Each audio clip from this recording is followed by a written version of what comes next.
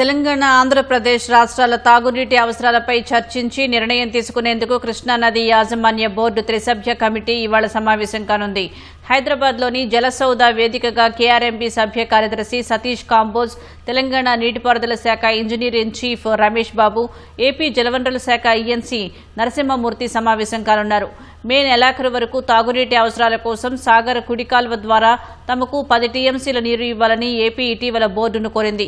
ఇదే సందర్భంలో జులై వరకు తమకు తాగునీటి అవసరాల కోసం శ్రీశైలం నుంచి 5, సాగర్ నుంచి 13 టీఎంసీలు, మొత్తం 18 టీఎంసీలు ఇవ్వాలని కోరింది. ఏపీ ఇప్పటికే కోటాకు మించి నీటిని వాడుకుందని, ఇంకా ఇస్తే సంక్షోభం కరువు వస్తుందని తెలంగాణ పేర్కొంది. కోటాలో 66% నీళ్లను వాడుకోవాల్సి ఉన్న ఏపీ ఇప్పటికే 74.27% నీళ్లను తీసుకుందని, తెలంగాణ 25.77% మాత్రమే వాడుకుందని తెలిపింది. సాగర్, శ్రీశైలంలో తమకు ఇంకా 105.221 టీఎంసీల నీరు రావాల్సి ఉందని తెలంగాణ ఈఎన్సీ పేర్కొన్నారు. రెండు రాష్ట్రాల విజ్ఞప్తుల నేపథ్యంలో త్రిసభ్య కమిటీ ఇవాళ సమావేశమై నీటి అవసరాలపై చర్చించనుంది.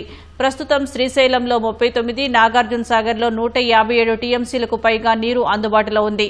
భవిష్యత్తు అవసరాలను కూడా దృష్టిలో ఉంచుకుని రెండు రాష్ట్రాలకు తాగునీటి కోసం జలాల విడుదలపై సమావేశంలో నిర్ణయం తీసుకుంటారు.